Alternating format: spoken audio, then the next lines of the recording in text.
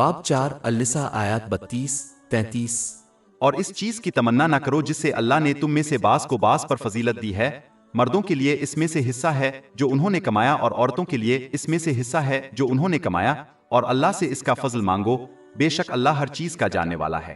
اور ہم نے سب کے لیے وارث بنایا ہے جو والدین اور رشتہ داروں نے چھوڑا ہے، اور جن کو تم نے اپنی قسمیں لگائی ہیں ان کو ان کا حصہ دو، بے شک اللہ ہر چیز پر گواہ ہے۔ دنیا کی زندگی کی آزمائشوں میں سے ایک امتحان یہ ہے کہ جب کوئی ان لوگوں کو دیکھے جن کو ان سے زیادہ دنیاوی نعمتیں دی گئی ہیں تو صبر کرنا ہے۔ باب 25 الفرقان آیت 20۔ اور ہم نے تم میں سے بعض کو دوسروں کے لیے آزمائش بنایا ہے، کیا تم صبر کرو گے اور تمہارا رب ہر وقت دیکھنے والا ہے۔ اور باب 4 النساء آیت 32۔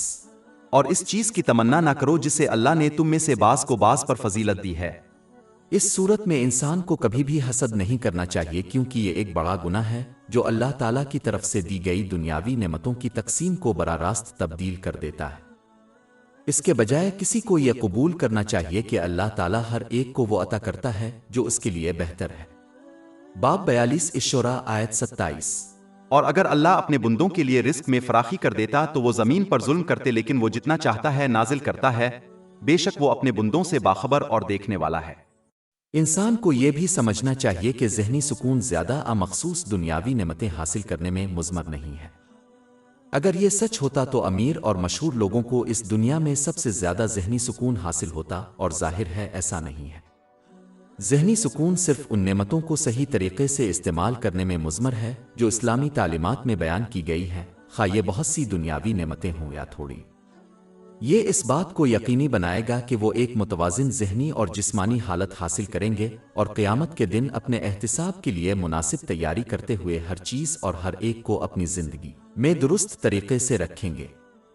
لہٰذا یہ طرز عمل دونوں جہانوں میں ذہنی سکون کا باعث بنے گا۔ باب 4 النساء آیت 32۔ اور اس چیز کی تمنا نہ کرو جس سے اللہ نے تم میں سے بعض کو بعض پر فضیلت دی ہے۔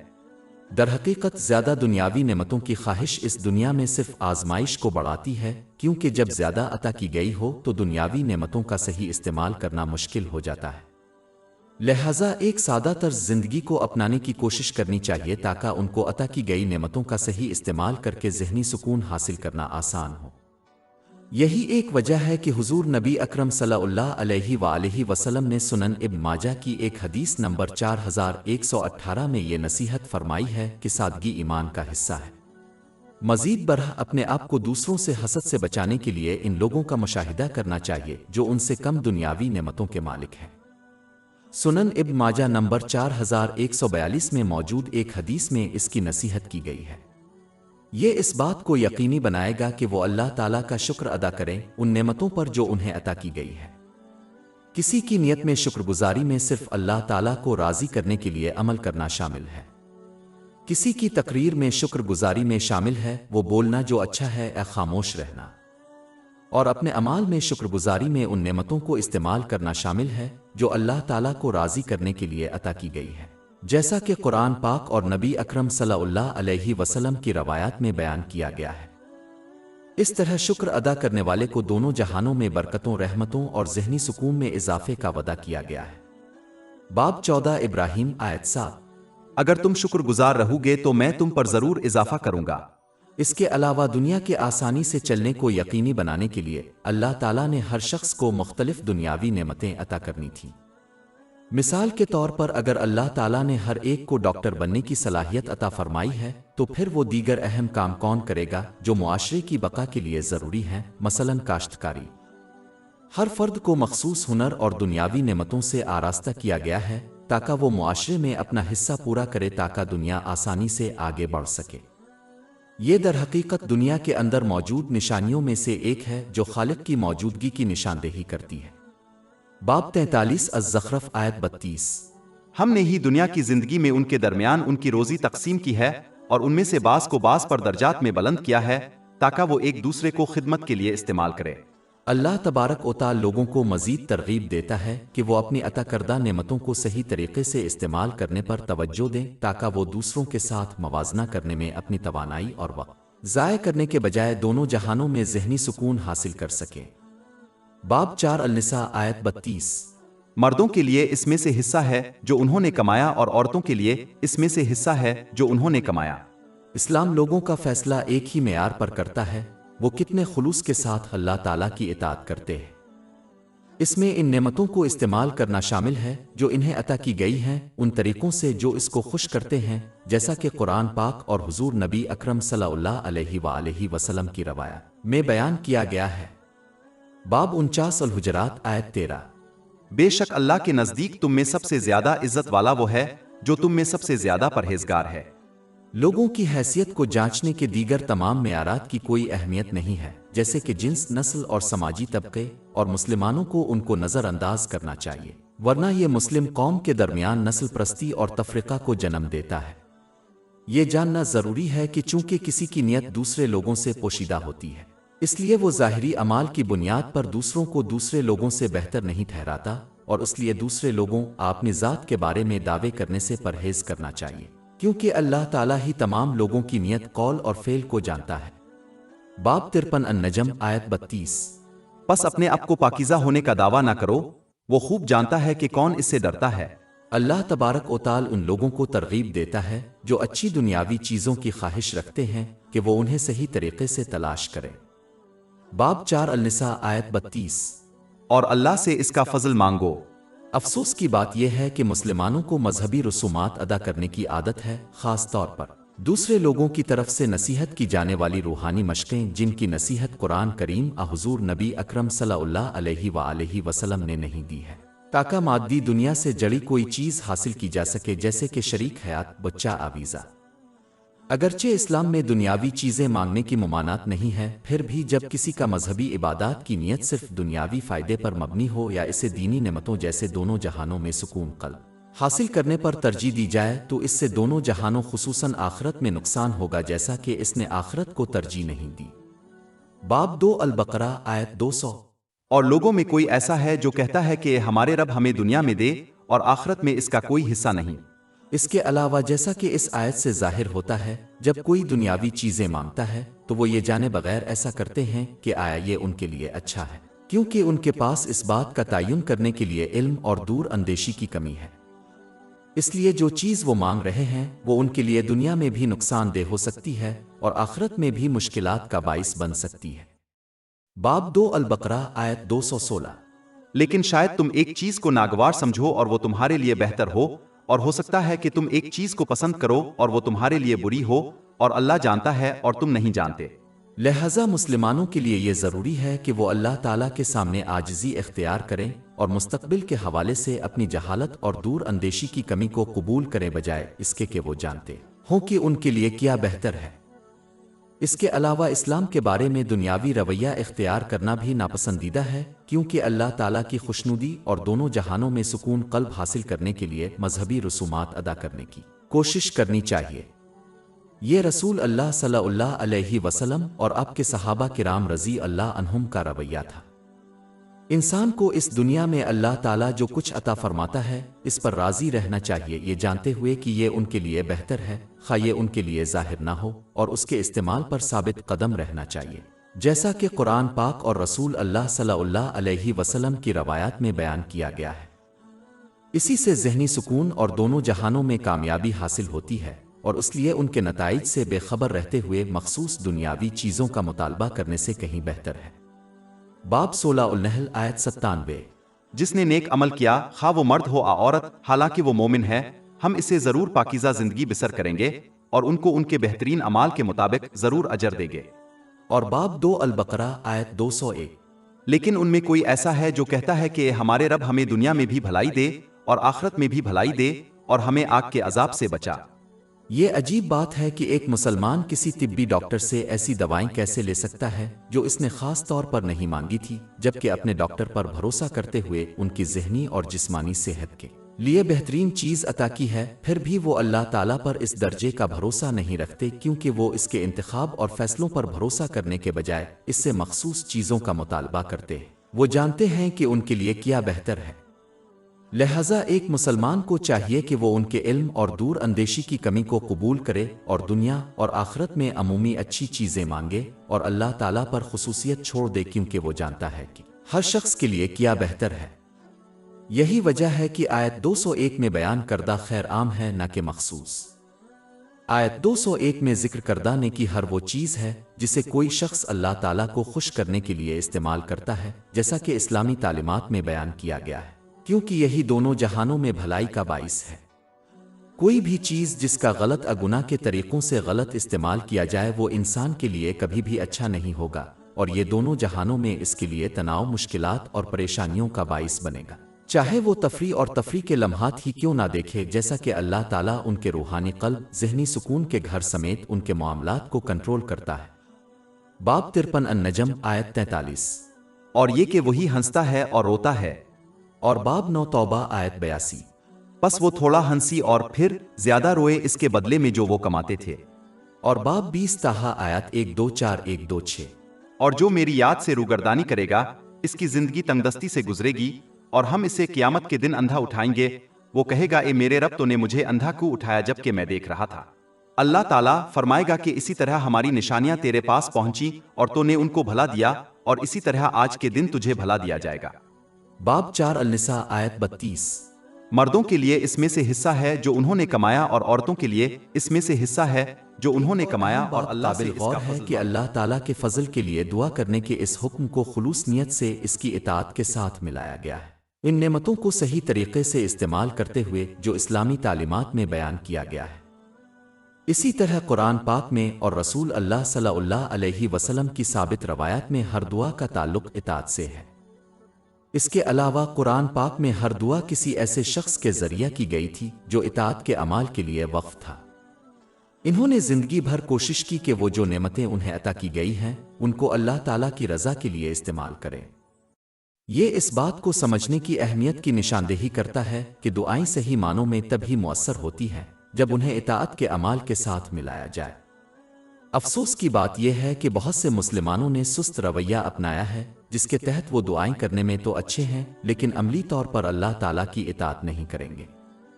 اس کی وجہ یہ ہے کہ اللہ تعالیٰ سے دعا مانگنے کے لیے کم سے کم توانائی، وقت اور دولت جیسے کسی دوسرے وسائل کی ضرورت نہیں ہے۔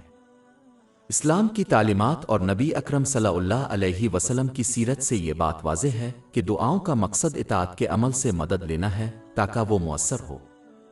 حضور نبی اکرم صلی اللہ علیہ وآلہ وسلم اور آپ کے صحابہ کرام رضی اللہ عنہم کی زندگی کا ہر قدم واضح طور پر ظاہر کرتا ہے کہ انہوں نے کس طرح جسمانی طور پر اللہ تعالیٰ کی اطاعت کی، ان نعمتوں کو صحیح طریقے سے استعمال کرتے ہوئے جو انہیں عطا کی گئی تھیں۔ انہوں نے کبھی بھی صرف راحت فتح کی دعا ہی نہیں کی جبکہ اللہ تعالیٰ کی رضا کے لیے کام کرنے سے انکار کیا۔ جامع ترمذی نمبر 3499 میں موجود حدیث سے واضح طور پر معلوم ہوتا ہے کہ دن کے اندر دو خاص اوقات اللہ تعالیٰ کی طرف سے دعا کا مثبت جواب دیا جاتا ہے، دونوں کا تعلق اطاعت سے ہے۔ پہلا وقت براہ راست فرض نمازوں کے بعد ہے اور دوسرا رات کے آخری حصے میں ہے جبکہ رات کی نماز نفلی ادا کرنی چاہیے۔ مزید برہ مندرجہ ذیل آیت واضح طور پر ظاہر کرتی ہے کہ دعاؤں کو مکمل اور مؤثر ہونے کے لیے اطاعت کے عمل سے مدد ملنی چاہیے۔ باب 35 فاطر آیت 10۔ اس کی طرف اچھی بات چڑھتی ہے اور عمل صالح اسے بلند کرتا ہے۔ اس بات کو سمجھنے میں ناکامی کے دعاؤں کی تائید اللہ تعالیٰ کی اطاعت کے جسمانی اعمال سے ہونی چاہیے مسلمانوں کی حالت میں مثبت تبدیلی نہ آنے کی ایک بڑی وجہ ہے، کیونکہ انسان کو اپنی زندگی میں مثبت تبدیلی لانے کے لیے اپنی نیت، قول اور فعل کو بدلنا ہوگا۔ باب 13 الرعد آیت 11۔ بے شک اللہ کسی قوم کی حالت اس وقت تک نہیں بدلتا جب تک کہ وہ اپنے اندر کی حالت نہ بدلے۔ اس کے علاوہ اپنی زندگی میں مثبت تبدیلی پیدا کرنے کے لیے ان کے پاس موجود وسائل جیسے ان کی توانائی کو استعمال کرنا چاہیے، اور وہ صرف دعاؤں پر بھروسہ نہیں کر سکتے۔ مثال کے طور پر جو شخص اپنے شریک حیات کے ساتھ ازدواجی مسائل کا سامنا کر رہا ہے، اسے مسائل کے حل کے لیے عملی اقدامات کرنے چاہیے اور اسے اللہ تعالیٰ سے مدد کے لیے دعاؤں کے ساتھ جوڑنا چاہیے۔ وہ ان مسائل کے حل کے لیے عملی طور پر قدم اٹھانے سے گریز کر کے سست روی کا مظاہرہ نہیں کر سکتے جن کا انہیں سامنا ہے، اور صرف اللہ تعالیٰ سے اپنی دعاؤں پر بھروسہ کرتے ہیں۔ جیسا کہ پہلے بیان کیا جا چکا ہے، یہ غیر فعال اور غلط رویہ اسلام کی تعلیمات سے متصادم ہے۔ باب 4 النساء آیت 32۔ اور اللہ سے اس کا فضل مانگو۔ اللہ رب العزت کو اپنا رب ماننے اور اس کی بندگی کو قبول کرنے کا ایک حصہ یہ سمجھنا ہے کہ جیسا کہ اللہ تعالیٰ ہر چیز کو جانتا ہے، وہی جانتا ہے کہ ان کے لیے کیا بہتر ہے اور اس لیے وہ فیصلہ کرے گا کہ انہیں کیا دینا ہے اور کیا روکنا ہے۔ باب 4 النساء آیت 32۔ بے شک اللہ ہر چیز کا جاننے والا ہے۔ اس حقیقت کو قبول کرنے والا اللہ تعالیٰ کے انتخاب کو قبول کرے گا اور اس لیے ہر وقت صبر اور شکر گزار رہے گا، خواہ وہ اپنی جائز دنیاوی خواہشات کو حاصل کرے یا نہ کرے۔ کسی کی نیت میں شکر گزاری کا مطلب صرف اور صرف اللہ تعالیٰ کی رضا حاصل کرنے کے لیے عمل کرنا ہے۔ جب بات کسی کی تقریر کی ہو تو شکر گزاری کا اظہار مہربان الفاظ کے ذریعے ضرورت پڑنے پر خاموشی اختیار کر کے کیا جاتا ہے۔ کسی کے اعمال کے لحاظ سے شکر گزاری میں ان نعمتوں کو استعمال کرنا شامل ہے جو انہیں عطا کی گئی ہیں، ان طریقوں سے جو اللہ تعالیٰ نے قرآن پاک میں اور نبی کریم صلی اللہ علیہ وسلم کی روایات کے مطابق ہیں۔ مزید برہ صبر میں کسی کی بات عمل سے شکایت کرنے سے گریز کرنا اور اللہ تعالیٰ کی فرمانبرداری پر ثابت قدم رہنا، اس بات پر یقین رکھنا کہ وہ صرف وہی منتخب کرتا ہے جو ان کے لیے بہتر ہے، خواہ یہ ان پر واضح نہ ہو۔ باب 2 البقرہ آیت 216۔ لیکن شاید تم ایک چیز کو ناگوار سمجھو اور وہ تمہارے لیے بہتر ہو، اور ہو سکتا ہے کہ تم ایک چیز کو پسند کرو اور وہ تمہارے لیے بری ہو، اور اللہ جانتا ہے اور تم نہیں جانتے۔ لہذا جو شخص ہر حال میں صحیح طریقے سے عمل کرتا ہے اسے اللہ تعالیٰ کی مسلسل مدد اور رحمت حاصل ہوتی ہے، جس کے نتیجے میں دونوں جہانوں میں سکون قلب حاصل ہوتا ہے۔ صحیح مسلم نمبر 7500 میں موجود حدیث میں اس کی تلقین کی گئی ہے۔ اللہ تعالیٰ اس دنیا میں عطا کی جانے والی دنیاوی نعمتوں کا ذکر کرنے کے بعد پھر ان دنیاوی نعمتوں کو دوسروں کے لیے وراثت کے طور پر چھوڑنے کا ذکر کرتا ہے۔ باب 4 النساء آیت 33۔ اور ہم نے سب کے لیے وارث بنایا ہے جو والدین اور رشتہ داروں نے چھوڑا ہے۔ وصیتیں بنا کر دوسروں پر ظلم کرنا عام رواج تھا اور اب بھی ہے، جس کا مقصد بعض لوگوں خصوصاً رشتہ داروں کو وارث بننے سے ہٹانا ہے۔ چنانچہ اللہ تعالیٰ نے قرآن پاک میں اس غلط رویہ کی کئی بار اصلاح فرمائی ہے کہ متوفی کے ورثہ کو جو حصہ ملتا ہے۔ زیر بحث بنیادی آیات ابتدا میں نازل ہوئیں اور بعد میں وراثت کے حوالے سے مزید مخصوص اور مفصل آیات نازل ہوئیں، جس میں مزید واضح کیا گیا کہ وراثت کو کیا حصہ ملتا ہے۔ یہ سمجھنا ضروری ہے کہ لوگ متعصب ہونے کی وجہ سے اپنی وراثت کو منصفانہ طریقے سے تقسیم نہیں کر پائیں گے۔ صرف وہی ہے جو ہر ایک کے لیے بہترین چیز جانتے ہوئے بھی برکات کو منصفانہ طریقے سے تقسیم کر سکتا ہے، اللہ تعالیٰ ہی ہے۔ اس کے علاوہ جیسا کہ تمام دنیاوی نعمتیں انسان کے پاس ہوتی ہیں، جیسے کہ دولت اللہ تعالیٰ کے علاوہ کسی اور نے پیدا کی ہے اور عطا کی ہے، اسی لیے یہ حق ہے کہ وہ انتخاب کرے کہ کس شخص سے میراث ملے اور اس کا حصہ کیا ہو۔ لہذا کسی شخص کو اسلام کے وضع کردہ وراثت کے طریقہ کار پر سوال اٹھانے کا کوئی حق نہیں ہے، کیونکہ جو دنیاوی چیزیں اس کے پاس ہیں وہ ان کی ملکیت نہیں ہے۔ عام طور پر یہ دوسروں کے حقوق کو پورا کرنے کی اہمیت کی طرف اشارہ کرتا ہے۔ ذہنی سکون اور دونوں جہانوں میں کامیابی حاصل کرنے کے لیے اسلام کے دونوں پہلوؤں کا پورا ہونا ضروری ہے۔ پہلا پہلو اللہ تعالیٰ کے حقوق کو پورا کرنا ہے، جیسے کہ 5 وقت کی فرض نمازیں۔ دوسرا پہلو لوگوں کے حقوق کو پورا کرنا ہے، جیسا کہ اس بات کو یقینی بنانا کہ کسی کی میراث اسلامی قانون کے مطابق ان کی بہترین صلاحیت کے مطابق تقسیم ہو۔ افسوس کی بات یہ ہے کہ بہت سے مسلمانوں کے لیے یہ عام بات ہے کہ وہ حقوق العباد کی ادائیگی میں کوشش کرتے ہیں اور لوگوں کے حقوق کو نظر انداز کرتے ہوئے یہ یقین رکھتے ہیں کہ وہ اس طرح کامیابی حاصل کریں گے کیونکہ وہ اللہ تعالیٰ پر غلط ایمان رکھتے ہیں، دوسروں کے حقوق کی پرواہ نہیں کرتے۔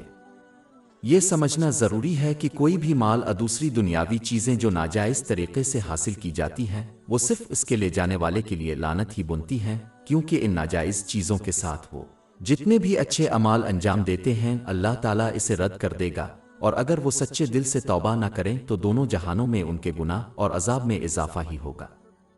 اس لیے کہ اسلام کی ظاہری بنیاد حلال کی کمائی اور اس کا استعمال ہے، جس طرح اسلام کی باطنی بنیاد نیت ہے۔ اگر کسی کی بنیاد ہی خراب ہے تو جو کچھ بھی اس سے نکلے گا وہ خراب ہو جائے گا اور اس لیے اللہ تعالیٰ کی طرف سے رد کر دیا جائے گا، خواہ وہ اچھے اعمال ہی کیوں نہ ہو۔ قیامت کے دن اس طرح کا برتاؤ کرنے والے کا نتیجہ نکالنے کے لیے کسی عالم کی ضرورت نہیں۔ اس کے علاوہ تمام مسلمانوں کو معلوم ہونا چاہیے کہ قیامت کے دن عدل قائم ہوگا۔ ایک شخص کو اپنی نیکیاں ان تمام لوگوں کے حوالے کرنے پر مجبور کیا جائے گا جن پر اس نے دنیا میں ظلم کیا تھا، اور اگر ضرورت پڑی تو وہ ان لوگوں کے گناہ اٹھانے پر مجبور ہوں گے جن پر اس نے ظلم کیا تھا۔ اس کی وجہ سے قیامت کے دن انہیں جہنم میں ڈالا جا سکتا ہے۔ صحیح مسلم نمبر 6579 میں موجود حدیث میں اس کی تنبیہ کی گئی ہے۔ لہذا جس طرح حقوق العباد کی ادائیگی کے لیے لوگوں کو کوشش کرنی چاہیے، اسی طرح حقوق العباد کی ادائیگی کے لیے بھی کوشش کرنی چاہیے۔ سابقہ سب سے بہتر اس وقت حاصل ہوتا ہے جب کوئی دوسروں کے ساتھ اس طرح برتاؤ کرتا ہے جو وہ خود چاہتا ہے کہ لوگوں کے ساتھ سلوک کیا جائے۔ اس میں دوسروں کی ان کاموں میں مدد کرنا شامل ہے جو اللہ تعالیٰ کو پسند ہیں، اور انہیں ان چیزوں سے تنبیہ کرنا جو اللہ تعالیٰ کے نزدیک ناپسندیدہ ہیں، جیسا کہ اللہ تعالیٰ کی اطاعت کو تمام چیزوں، لوگوں اور رشتوں پر ترجیح دینی چاہیے۔ اللہ تعالیٰ بھی لوگوں کو اپنے وعدوں کو ایک خاص مثال کے ساتھ پورا کرنے کا حکم دیتا ہے۔ باب 4 النساء آیت 33۔ اور جن کے ساتھ تمہاری قسمیں ہیں ان کو ان کا حصہ دو۔ بغیر کسی معقول وجہ کے وعدہ خلافی کرنا منافقت کا ایک پہلو ہے۔ صحیح بخاری نمبر 2749 میں موجود حدیث میں اس کی تنبیہ کی گئی ہے۔ منافق کی صفات اختیار کرنے والے کو ڈرنا چاہیے کہ آخرت میں اس کا انجام ان کے ساتھ ہوگا۔ اس لیے ایک مسلمان کو ان تمام وعدوں کو پورا کرنا چاہیے جو انہوں نے کیے ہیں۔ ان میں سب سے اہم یہ وعدہ ہے کہ اللہ تعالیٰ کی خلوص نیت سے اطاعت کریں گے ہر حال میں جب انہوں نے اسے اپنا رب مان لیا تھا۔ اس فرمانبرداری میں ان نعمتوں کو استعمال کرنا شامل ہے جو انہیں عطا کی گئی ہیں ان طریقوں سے اس کی خوشنودی کے لیے، جیسا کہ قرآن پاک اور نبی کریم صلی اللہ علیہ وسلم کی روایات میں بیان کیا گیا ہے۔ یہ نوٹ کرنا ضروری ہے کہ یہ وعدہ ایک عملی ہے، لہذا یہ زبانی طور پر اللہ تعالیٰ پر ایمان کا دعویٰ کرنے سے بہت آگے ہے۔ لوگوں سے کیے گئے وعدوں کو پورا کرنا اس لیے بھی ضروری ہے کہ اس کا حساب قیامت کے دن ہوگا۔ باب 17 الاسرہ آیت 34۔ اور ہر عہد کو پورا کرو، بے شک عہد ہمیشہ جس کے بارے میں سوال کیا جائے گا۔ ان وعدوں میں غیر کہے گئے اور غیر تحریری وعدے بھی شامل ہیں، جیسے کہ جب کسی کے بچے ہوتے ہیں۔ بچہ پیدا کرنا والدین کو خود بخود اس وعدے کا پابند کر دیتا ہے کہ وہ اسلام کی تعلیمات کے مطابق بچے کے حقوق کو پورا کریں گے۔ ان وعدوں میں دنیاوی بھی شامل ہیں، جیسے تجارتی لین دین اور مالی سودے۔ ایک مسلمان کو چاہیے کہ وہ اپنے دنیاوی معاملات کو اپنے دینی معاملات سے الگ کرنے کی کوشش نہ کرے، جبکہ یہ عقیدہ رکھتا ہو کہ اس کی زندگی کے دنیاوی پہلوؤں سے اللہ تعالیٰ کی کوئی دلچسپی نہیں ہے۔ یہ ایک احمقانہ رویہ ہے، کیونکہ اسلام ایک مکمل ضابطہ حیات اور ضابطہ حیات ہے جو انسان کی ہر سانس اور ہر اس صورت حال پر اثر انداز ہوتا ہے جس میں وہ ملوث ہو، خواہ وہ دنیاوی ہو یا مذہبی۔ اس لیے کسی بھی ذمہ داری کا ارتکاب کرنے سے پہلے گہرائی سے سوچنا چاہیے، کیونکہ اس دنیا میں تمام ذمہ داریاں کسی نہ کسی وعدے کی پابند ہیں جن کے بارے میں قیامت کے دن سوال کیا جائے گا۔ لہذا اللہ تعالیٰ اور لوگوں کے حقوق ادا کرنے کی کوشش کرنی چاہیے، جیسا کہ انہیں میراث میں سے ان کا صحیح حصہ دینا، کیونکہ اللہ تعالیٰ ان کی نیتوں، قول و فعل سے پوری طرح واقف ہے اور دونوں جہانوں میں ان کا جواب دہ ہوگا۔ باب 4 النساء آیت 33۔ بے شک اللہ ہر چیز پر گواہ ہے۔ ہماری ویب سائٹ www.shayk.com پر 500 سے زیادہ مفت e books, audio books, انفوگرافکس، podcast اور بلاگ دستیاب ہیں۔